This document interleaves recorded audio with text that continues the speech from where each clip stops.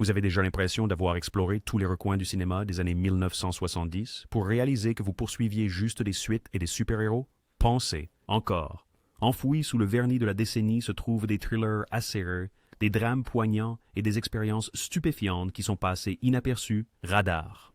Aujourd'hui sur Golden Age Classics, nous déterrons 15 des films les plus sous-estimés des années 1970 que vous devez absolument regarder. De la paranoïa saturée de conspiration au voyage poétique, préparez-vous à élargir vos horizons cinématographiques et à raviver votre passion pour le cinéma. The Parallax View, 1974.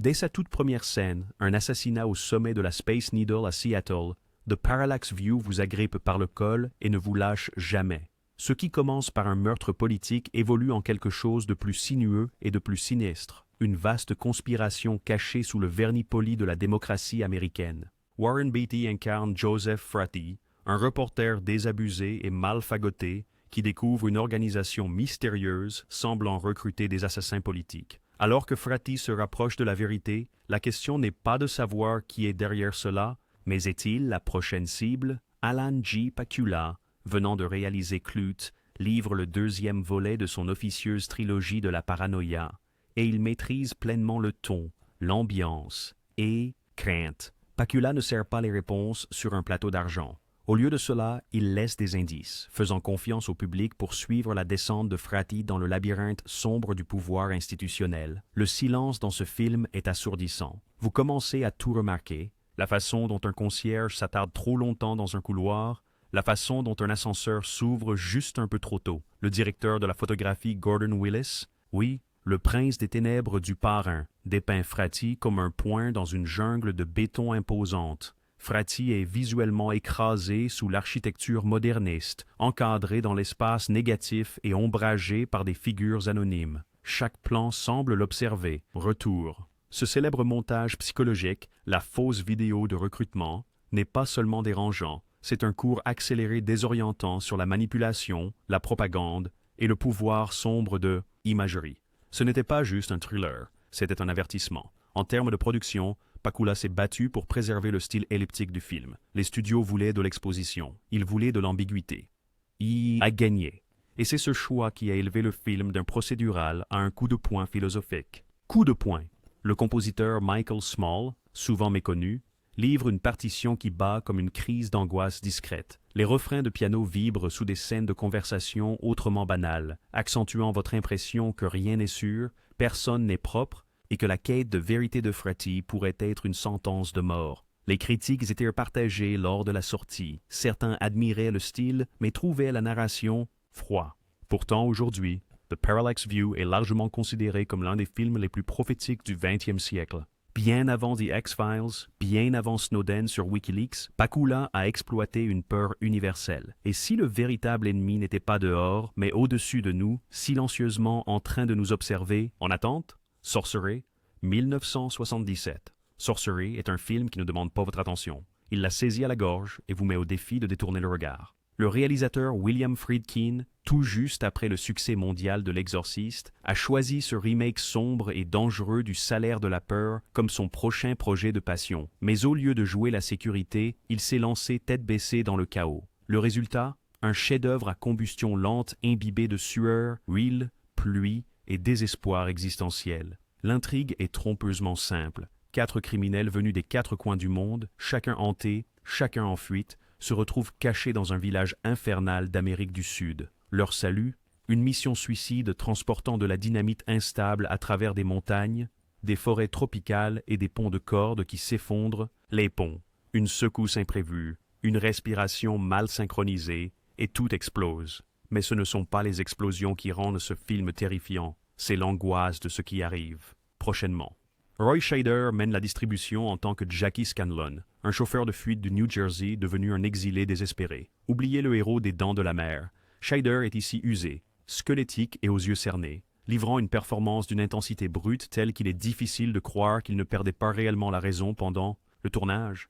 Friedkin a choisi l'authenticité plutôt que le confort. Le tournage en République dominicaine est devenu célèbre pour les glissements de terrain, les flambées de maladies, les accidents mortels évités de justesse et les décors effondrés. Une seule scène de pont a pris 3 mois à filmer, coûtant près d'1 million de dollars. Pourtant, quand vous voyez ce camion vaciller au-dessus d'un ravin, chaque dollar semble bien dépensé. La bande originale électronique avant-gardiste de Tangerine Dream est l'âme de ce film, menaçante, palpitante. Elle crée un paysage sonore à la fois étranger et organique, un battement de cœur résonnant dans un lieu où la nature et le destin sont tout aussi impitoyables. Vous avez l'impression de dériver à travers un purgatoire où l'espoir lui-même est une responsabilité. Sorcerer était voué à l'échec au box-office, sorti seulement quelques semaines après que Star Wars a changé le cinéma à jamais. Les spectateurs n'étaient pas prêts pour un film si sombre, si intransigeant. Il a été diffusé dans les salles avec peu de promotion, enterré sous les attentes des précédents de Friedkin. Succès. Mais avec le temps, les cinéphiles ont appris à l'apprécier. Scorsese l'a appelé l'un des plus grands films jamais réalisés et Tarantino vante ses louanges.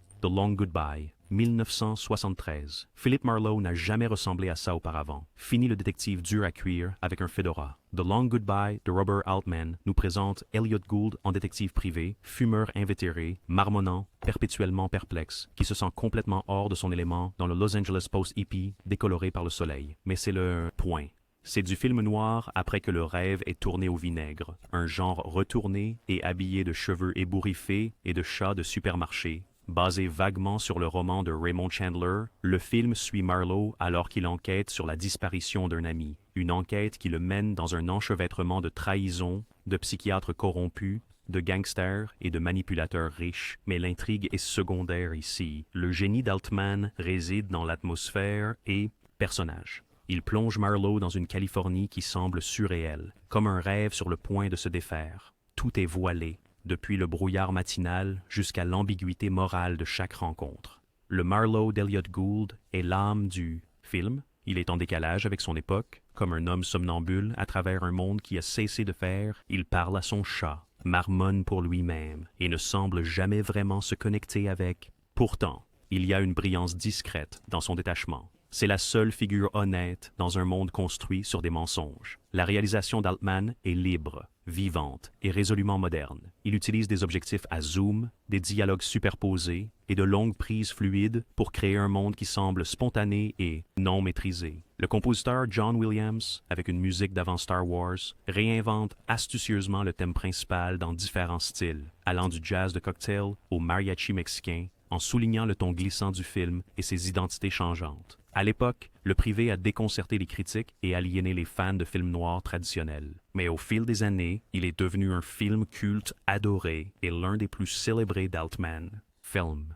Quentin Tarantino l'a même qualifié de l'un de ses préférés et on peut voir son ADN dans tout, de Inherent Vice à Under the Silver Lake, Tulane Blacktop, 1971. Il n'y a pas d'intrigue, pas de destination et les personnages n'ont même pas de nom. Et pourtant, Tulane Blacktop est peut-être le film de route le plus hypnotique jamais réalisé. Réalisé par Monte Hellman, c'est un film méditatif, dépouillé, qui transforme l'autoroute américaine en un vide existentiel, où l'identité, le but et l'ego se dissolvent comme la chaleur sur l'asphalte. James Taylor, le chanteur, et Dennis Wilson jouent le conducteur et le mécanicien, deux passionnés de voitures parcourant le sud-ouest américain dans une Chevy 55 gonflée. Ils font des courses pour de l'argent, dorment dans leur voiture et parlent à peine. En cours de route, ils prennent une jeune autostoppeuse et défient un homme bavard et peu sûr de lui dans une GTO pour une course à travers le pays. Mais la course n'est qu'un prétexte. Le film traite vraiment de l'errance et de la déracinement de cette génération au début des années 70. Hellman réalise avec une patience semblable au zen. Le film se déploie dans le silence, des plans longs et des paysages vides. Les dialogues sont rares, souvent banals, mais chaque pause, chaque portion de route devient une toile pour penser. C'est un cinéma comme un espace ouvert. Ce qui rend Tulane Blacktop si radical, c'est son refus de satisfaire. Il n'y a pas d'arc de personnage, pas de résolution. Même la course devient sans importance. Le film se termine avec l'image du film lui-même brûlant dans le projecteur, le cinéma qui se consomme littéralement lui-même. C'est une rébellion silencieuse contre la narration hollywoodienne et un hommage poignant à un pays en quête de ignoré lors de sa sortie et presque enterré par Universal. Two Lane Blacktop a acquis un statut culte grâce à des projections de minuit et des copies pirates. Aujourd'hui, il est préservé par le National Film Registry et défendu par tout le monde, de Richard Linklater à Jim Jarmusch. La conversation, 1974. Avant l'ère numérique, avant les smartphones, avant qu'Alexa puisse écouter vos conversations dans la cuisine, il y avait La conversation, la méditation obsédante de Francis Ford Coppola sur la surveillance. Et la culpabilité n'est pas seulement l'un des meilleurs films des années 1970, c'est aussi l'un des plus étrangement prémonitoires jamais réalisés. Gene Hackman joue Harry Cole, un expert en surveillance engagé pour enregistrer un couple sur une place de San Francisco. Mais en isolant leurs mots, il nous tuerait s'il en avait l'occasion. Harry commence à soupçonner qu'il a involontairement découvert un complot meurtrier. Ce qui suit est une spirale psychologique, tandis que l'obsession de Harry pour la vie privée le dévore. Hackman est incroyable. Son Harry est renfermé, émotionnellement fermé. Pourtant, vous pouvez sentir la peur bouillonner sous la surface. C'est un homme qui fait plus confiance aux machines qu'aux gens, et pourtant ces mêmes machines le trahissent. La subtilité de sa performance, la façon dont il hésite avant de répondre au téléphone, la manière dont il ajuste ses lunettes est déchirante. Coppola, au milieu de son travail sur Le Parrain deuxième partie, a autofinancé ce film plus petit et plus silencieux, et c'est un chef-d'œuvre de conception sonore. Walter Murch superpose conversation, bruit de rue, et silence avec une précision chirurgicale. Plus nous écoutons, moins nous comprenons. C'est ça le génie. Le clou du film, un enregistrement sonore qui révèle soudainement un nouveau signifie, est un des retournements de situation les plus bouleversants au cinéma. Et l'image finale de Harry démolissant son appartement à la recherche d'un micro qui n'existe peut-être même pas, existe, c'est la solitude distillée sous sa forme la plus pure et paranoïaque. Il a remporté la Palme d'Or à Cannes et a été nommé pour le meilleur film la même année où Coppola a également gagné pour Le Parrain 2. On peut parler d'un exploit. La dernière corvée, 1973. Que se passe-t-il lorsque l'honneur, le devoir et la rébellion entrent en collision lors d'un voyage à travers le pays? Dans La dernière corvée, le réalisateur Hal Ashby fusionne la rigidité militaire avec la liberté spontanée, créant l'un des films d'amitié les plus bruts et doux amers des années 1970. Et au centre, Jack Nicholson, déchaîné, électrique et totalement inoubliable. Nicholson joue Billy Badass Badusky, un vétéran de la marine chargé d'escorter un jeune marin, Larry Meadows, en prison pour avoir volé 40 misérables dollars dans une boîte de charité. Ce qui devrait être une mission de routine se transforme en une odyssée folle lorsque Badusky et son partenaire, Mule, décident de donner à Meadows un dernier goût de la vie avant qu'il ne soit enfermé pour 8 années. Ce qui suit est une série d'aventures grivoises, de bagarres dans les bars, de chambres d'hôtel et d'adieux maladroits, le tout sur fond d'indifférence systémique. Ashby, qui venait de réaliser le joyau contre-culturel Harold et Maude, capture l'esprit de désillusion qui traversait les années 70 comme une ligne de faille. Sa direction est fluide, laissant les scènes respirer et les personnages évoluer. Naturellement, Nicholson en particulier chevauche cette liberté comme une tempête, insultant les MP, philosophant sur la vie et riant avec une sorte de sincérité maniaque. C'est l'une de ses meilleures performances, à la fois tendre et volcanique. Mais le cœur du film réside avec Randy Quaid. En tant que Meadows, il est bouleversant, un garçon timide et doux qui n'a jamais eu de vraie chance. Sa vulnérabilité rend le concept du film encore plus tragique. Vous ressentez l'injustice de tout cela et la machine cruelle qui écrase une personne pour une erreur mineure. La marine a détesté le film, tout comme le département de la Défense. Ils ont refusé de coopérer à la production, mais cela n'a fait qu'alimenter l'indépendance d'Ashby. Esprit. Le langage du film, son improvisation et son réalisme brut étaient révolutionnaires. Electra Glide in Blue, 1973. C'est Easy Rider à l'envers, une histoire non pas de hors-la-loi fuyant le système, mais d'un homme qui croit au système et le voit lentement s'effondrer autour de lui. Electra Glide in Blue est l'un des films les plus visuellement saisissants et émotionnellement troublants des années 70, et il est apparu de nulle part. Réalisé par le producteur de musique James William Guercio, dans son seul effort cinématographique, l'intrigue suit John Wintergreen, un policier idéaliste de l'Arizona de petite taille qui rêve de devenir détective en homicide. Après avoir découvert un suicide suspect dans une cabane du désert, Wintergreen croit avoir trouvé sa grande faire des compromis. Mais à mesure qu'il grimpe les échelons, il est confronté à la bureaucratie, la corruption et à la vérité accablante que l'idéalisme ne paye pas toujours. Robert Blake offre une performance éblouissante, stoïque, intense et remplie d'un désir silencieux. Wintergreen est un homme pris entre deux identités. Il veut la justesse, mais il veut aussi appartenir. Plus il se rapproche du pouvoir, plus ce pouvoir commence à le vider. Guercio, bien qu'inexpérimenté en tant que réalisateur, avait un sens de la poésie et de l'imagerie. En travaillant avec le directeur de la photographie Conrad Hall, il a créé des compositions à couper le souffle, des autoroutes désertiques qui s'étendent à l'infini, des motos de police étincelant au soleil comme des chars, et des gros plans qui durent juste assez longtemps pour vous mettre mal à l'aise. Facile. C'est l'un des films les plus magnifiquement filmés de la décennie, point. L'ADN musical du film est indéniable. Guercio l'a composé lui-même, mélangeant rock, country et design sonore expérimental en une musique qui reflète la descente mentale de Wintergreen. Il y a une tristesse dans chaque accord et écho, un sentiment que le rêve américain s'éteint, comme une fusée éclairante sur l'asphalte. Ignoré par MGM et mis de côté peu après sa sortie, Electra Glide in Blue est devenu un film culte des années plus tard, grâce aux étudiants en cinéma, aux chasseurs de VHS et aux obsédés du noir. C'est une tragédie américaine unique sur la loyauté, l'illusion et le coup de croire en quelque chose qui ne croira peut-être jamais en vous. Les copains d'Eddie Coyle, 1973. Boston n'a jamais semblé plus froid, plus dangereux ou plus écrasant pour l'âme que dans Les copains d'Eddie Coyle. Robert Mitchum incarne Eddie, un petit trafiquant d'armes fatigué qui fait des affaires louches depuis des décennies et qui veut maintenant juste éviter la prison et survivre. Mais dans ce monde, il n'y a pas d'amis, seulement des profiteurs, des balances et le bruit sourd de la trahison. Le réalisateur Peter Yates façonne le film comme un poème de rue. Il n'y a ni glamour, ni intrigues élégantes, ni fusillades au ralenti, juste des bars bon marché, des dîners enfumés et des ruelles où les accords se murmurent entre les dents serrées. L'Eddie de Mitchum est un homme brisé, essayant de rester un pas en avance sur la loi et les criminels qui seraient ravis de le voir disparaître. Le dialogue, pris presque mot pour mot du roman de George C. Higgins, est pur, or. Chaque ligne semble vécue. Les conversations sur le baseball ou les sandwichs sont tout aussi tendues que celles sur les balances et les coups. Mitchum joue avec subtilité ici. Ses paupières lourdes et sa voix grave en disent plus sur la déception qu'une centaine de monologues. Le casting de soutien est parfait. Peter Boyle, Richard Jordan, Stephen Keats, chacun apporte une menace silencieuse, un sentiment que la violence pourrait éclater à tout moment. Mais ce qui est le plus terrifiant, c'est combien il en faut peu pour qu'une vie soit détruite. Un nom chuchoté à un flic, un mauvais virage dans le mauvais bar.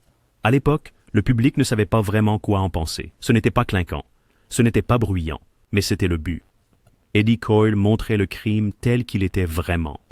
Petit, triste et inévitable. Au fil des ans, des cinéastes comme Scorsese, Tarantino et Affleck en ont fait l'éloge. Son influence est partout, de The Departed à Killing Them, doucement. Badlands, 1973. Il y a une tranquillité dans Badlands de Terrence Malick qui est plus dangereuse que des coups de feu. C'est le calme de deux enfants traversant des champs de blé avec du sang sur les mains et des étoiles dans les yeux. Partie histoire d'amour, partie cauchemar américain, Badlands est un premier film si étonnant, si élégamment violent, qu'il a annoncé Malick comme un visionnaire dès le premier plan. Inspiré par la véritable série de meurtres de 1958 de Charles Starkweather et Carol Ann Fugate, Badlands Swicket, un éboueur sombre au charme de James Dean, et Holly, Sissy Spacek, une fille de 15 ans vivant dans un désespoir silencieux. Quand quitte tue son père des approbateurs, les deux s'enfuient au cœur du pays, laissant derrière eux une traînée de cadavres et un étrange romantisme. Délire. Malick ne filme pas la violence avec choc ou jugement. Il la filme avec un détachement étrange. La narration impassible de Holly, plus journal qu'aveu, transforme chaque meurtre en un conte de fées d'enfants mal compris. Elle parle d'amour et de danse alors que son petit ami tire sur un homme de sang-froid. C'est ce décalage émotionnel qui rend Badlands si glaçant. Visuellement, c'est un rêve. Le directeur de la photographie Tak Fujimoto peint le paysage américain avec la beauté de l'heure dorée. Champs de maïs, routes de terre, ciel crépusculaire, tous rendus avec la révérence d'un documentaire sur la nature. Mais dans cette beauté se cache la pourriture. La violence ne semble pas explosive. Elle paraît inévitable, comme la gravité entraînant Kit et Holly vers le vide. Martin Sheen est magnétique, à la fois charmant et terrifiant. Il marche avec une démarche lente et décontractée, qui semble répéter, comme si Kit avait appris à être humain en regardant un film. Écran. Sissy Spacek apporte innocence et calme étrange, son regard toujours lointain, comme si elle essayait d'imaginer une vie plus heureuse de l'autre côté de la plaine. Badlands a été présenté en première avec une légère acclamation, presque perdue parmi des œuvres plus bruyantes, mais son influence a été sismique. On peut voir ses échos dans tout, de Natural Born Killers à True Romance. La voix philosophique de Malick, lyrique, curieuse, profondément attentive à la nature, commence ici, et c'est inoubliable. Fantasme, 1979. Avant Freddy, avant Jason, avant que l'horreur ne devienne un défilé de clichés slasher, il y avait Fantasme. Le rêve fiévreux à petit budget de Don Coscarelli reste l'un des films d'horreur les plus étranges et imaginatifs de son époque. Ce n'est pas juste effrayant, c'est surréaliste. Un cauchemar filmé sur le ton de la nostalgie. L'histoire suit Mike, un adolescent en deuil de ses parents et hanté par les visions de The Tall Man, un croque-mort macabre qui commande des sphères argentées tueuses et réanime les morts. Avec son frère aîné, Jody, et leur ami, Reggie, Mike découvre la terrifiante vérité derrière la morgue locale, une passerelle vers une autre dimension. Fantasme est assemblé comme un rêve. La logique est jetée par la fenêtre au profit de l'ambiance, mouvement, et une angoisse surréelle. Les couloirs s'étirent comme des tunnels, des portes apparaissent là où elles ne devraient pas, les gens disparaissent sans explication. Et c'est là son pouvoir. Il ne cherche pas à avoir du sens. Il essaie de vous faire sentir comme si vous étiez piégé dans un cauchemar récurrent. Coscarelli a réalisé le film pour environ 300 000 $, tournant dans sa ville natale en utilisant des membres de sa famille et des amis comme équipe. Et pourtant, l'ambition du film dépasse largement son budget. Il crée un mythe entier avec juste des machines à brouillard, de la rétroprojection et un montage astucieux. Les sphères volantes, iconiques, les nains en cape, de la pure terreur nocturne, et la performance de Scream en tant que The Tall Man, imposant, silencieux, murmurant parfois. Our Sir Steery, Bowie est glaçant dans sa retenue. La bande sonore, avec sa simple mélodie de piano et ses tonalités de synthétiseur, évoque à la fois la crainte et la mélancolie. Pas étonnant qu'il soit devenu un succès de minuit. Les spectateurs n'ont pas seulement regardé Fantasme, ils l'ont vécu. Cela vous donnait l'impression que votre propre monde pouvait s'effondrer à tout moment. Bien qu'il ait engendré plusieurs suites, l'original reste le plus puissant. Ce n'est pas à propos de sang ou de sursaut, c'est la peur en tant qu'émotion, le chagrin de l'enfance, la peur de la mort et l'impuissance de ne pas être cru. Pour tous ceux qui ont déjà fixé une maison funéraire en se demandant ce qui pourrait s'y passer après les heures, Fantasme répond avec un clin d'œil et un cri. The Wicker Man, 1973. La lumière du soleil n'a jamais paru aussi sinistre. The Wicker Man n'est pas de l'horreur au sens traditionnel. C'est une lente descente musicale, presque joyeuse dans le paganisme. La folie, et c'est ce qui le rend terrifiant. Il ne cherche pas à vous choquer. Il vous séduit. Sergeant Howie, Edward Woodward, un policier chrétien pieux, voyage vers l'île écossaise reculée de Summerisle pour enquêter sur la disparition d'une jeune fille, mais les locaux nient qu'elle ait jamais existé. À mesure que Howie creuse plus profondément, il découvre une communauté immergée dans des rituels de fertilité, des festivals de récolte et une religion ancienne plus vieille que la croix. L'éclat de The Wicker Man réside dans sa dissonance tonale. Le film est lumineux, pastoral, rempli de fleurs et de chansons folkloriques. Plus Howie s'enfonce, plus cette luminosité commence à pourrir. Le réalisateur Robin Hardy s'appuie sur l'étrange, filmant la beauté bucolique avec un malaise persistant. Plus les villageois sourient, plus votre peau rampe. Christopher Lee, dans l'une de ses performances les plus nuancées, incarne Lord Summerisle, un chef de secte charismatique doté d'intelligence et de style. Il ne menace pas Howie, il le charme. Il n'a pas besoin de se battre. Son système de croyance est si complet, si ancien, que la résistance de Howie semble presque désuète. La bande-son du compositeur Paul Giovanni, remplie de mélodies celtiques traditionnelles et d'harmonies sensuelles, donne au rituel une sensation de fête, même lorsque vous réalisez ce qui approche. La musique n'annonce pas la catastrophe, elle danse vers elle. Et puis il y a la fin. Cette effigie imposante, ce final pleuré. C'est un des dénouements les plus choquants de l'histoire de l'horreur, non pas parce qu'il est violent, mais parce qu'il est inévitable. Howie, rigide dans ses croyances, devient un martyr, non pas pour sa droiture, mais pour son incapacité à s'adapter. The Wicker Man a été enterré par son propre studio, sorti sous forme écourtée, mais les amateurs de films de culte l'ont ressuscité. Il est maintenant considéré comme l'un des plus grands films d'horreur jamais réalisés et l'un des plus complexes psychologiquement. Stalker, 1779. Il y a des films qui divertissent, et puis il y a des films qui définent votre âme. Stalker, le chef-d'œuvre hypnotique d'Andrei Tarkovsky, n'est pas destiné à être regardé. Il est destiné à être pénétré, lentement, prudemment, comme entrer sur un terrain sacré. Situé dans un paysage post-industriel sombre, l'histoire suit trois hommes, l'écrivain, le scientifique et leur guide, le stalker, alors qu'ils s'aventurent dans la zone mystérieuse, une zone restreinte censée contenir une salle qui exauce votre désir le plus profond. Mais ce n'est pas de la science-fiction dans le sens de Star Wars, c'est du cinéma métaphysique. Le vrai voyage n'est pas à travers la zone, c'est à travers soi-même. Tarkovsky transforme des usines bombardées, des tunnels inondés et des voies ferrées envahies par la végétation dans un paysage psychologique. Chaque plan-séquence, certains durent 10 minutes ou plus, exige votre attention et votre présence. Le rythme est délibéré. Ce n'est pas lent parce qu'il n'a rien à dire, c'est lent parce qu'il a trop à dire. Visuellement, Stalker est époustouflant.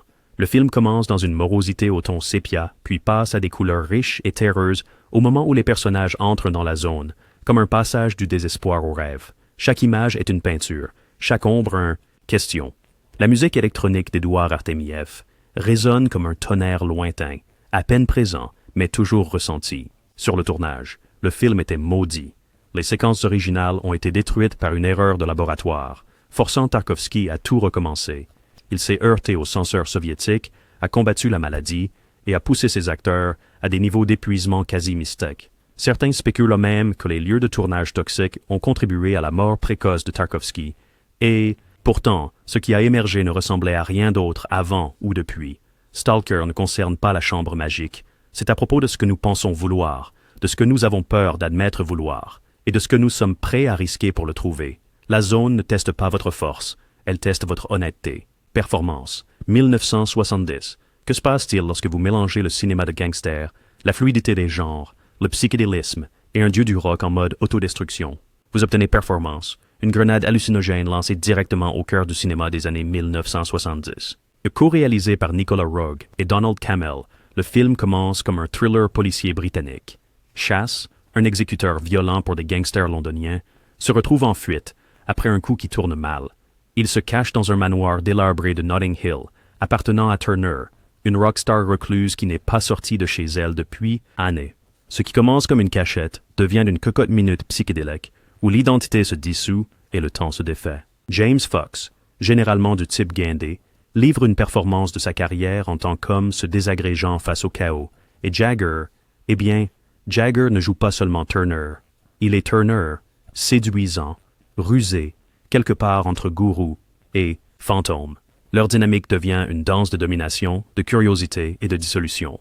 Le montage, souvent imité, jamais dupliqué, était révolutionnaire. Roeg fracture le temps, insère des flashbacks dans les moments présents et superpose le son d'une manière qui ressemble plus au jazz qu'à la narration.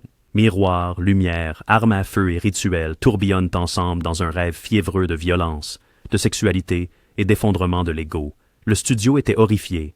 Ils ont coupé 40 minutes de la version originale, retardé la sortie de près de 2 ans et même exigé des reshoots. Mais malgré ces interventions, Performance a conservé sa puissance et son danger. Au fil des décennies, c'est devenu un texte sacré pour les réalisateurs expérimentaux, les musiciens et les artistes. On peut voir son influence chez David Lynch, Gaspar Noé, et même dans les clips de Madonna et Nine Inch Nails. La dernière vague, 1977. Les tempêtes ne font pas rage uniquement dans le ciel, elles font rage dans l'âme. La dernière vague, réalisée par Peter Weir avant ses années à Hollywood, est une fable australienne envoûtante sur la loi, la prophétie et l'effondrement de la logique occidentale face à une vérité ancienne. Richard Chamberlain incarne David Burton, un avocat de Sydney chargé de défendre un groupe d'hommes aborigènes accusés de meurtre. Mais en approfondissant l'affaire, Burton commence à avoir des visions d'inondations, de rituels anciens et d'une ville engloutie. Son esprit rationnel commence à se fissurer lorsqu'il est confronté à un monde spirituel qui ne respecte pas les règles du tribunal. Des règles. Tourné sous des pluies torrentielles qui semblent s'infiltrer dans chaque image, The Last Wave est saturé d'inquiétude. Le ciel tourbillonne, l'eau monte, le tonnerre résonne même dans le silence. La nature n'est pas juste un décor, c'est un avertissement. Weir, qui réalisera plus tard Picnic à Hanging Rock et Dead Poets Society, montre ici les premiers signes de son génie. Sa caméra s'attarde sur le pavé mouillé, des visages à moitié éclairés par la foudre et des marques cérémonielles gravées dans la pierre. Chaque image semble symbolique. Pourtant, rien n'est expliqué. Ce qui est remarquable, c'est la sensibilité culturelle du film. Weir a travaillé en étroite collaboration avec des consultants aborigènes, faisant appel à de vrais aînés pour représenter les personnages tribaux. Leur présence confère au film une gravité et une résistance à la simplification. Le mystère n'est pas là pour être résolu. Il est là pour être honoré. Les critiques ne savaient pas quoi en penser. Était-ce un thriller surnaturel, un drame judiciaire, une prophétie climatique? La réponse est oui, et plus encore. The Nickel Ride, 1974. Nous terminons notre voyage avec un film qui est passé à travers les mailles du cinéma américain, mais qui persiste comme un fantôme. The Nickel Ride, réalisé. One True Man Theory, par Robert Mulligan, est un noir subtil et lent sur les affaires qui tournent mal, la confiance qui s'évapore, et un homme qui se noie dans une ville qui ne l'a jamais aimé en retour. Jason Miller, tout juste sorti de l'Exorciste, joue Cooper, surnommé The Key Man. C'est un gestionnaire de la mafia de niveau intermédiaire qui s'occupe d'espaces d'entrepôt pour des marchandises volées dans le centre-ville de Los Angeles. Quand le syndicat décide qu'il n'est plus utile, les murs commencent à se refermer. Mais ici, pas de fusillade, pas d'explosion.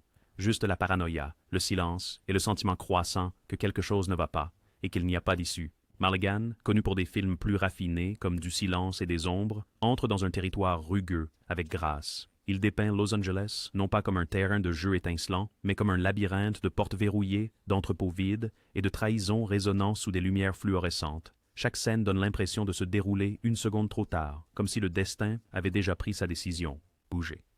La performance de Miller est dévastatrice. Cooper n'est pas un tueur, c'est un négociateur, un intermédiaire, un gars qui a toujours pensé qu'il avait le temps, et maintenant, le temps est écoulé.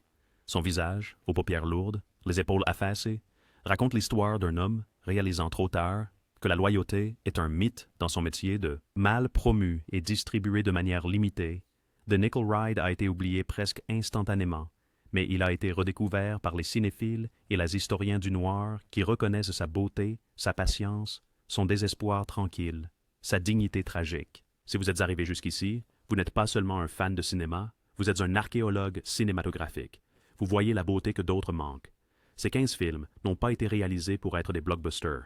Ils ont été faits pour durer, pour être découverts, pour changer notre façon de voir le monde et nous-mêmes. Donc, si l'un de ces titres a piqué votre curiosité, laissez un commentaire, abonnez-vous et activez la cloche. Gardons cette conversation vivante. Les classiques de l'âge d'or seront de retour la semaine prochaine, car le voyage dans l'art cinématographique oublié ne se termine jamais. Restez curieux, restez passionnés et comme toujours, continuez à regarder.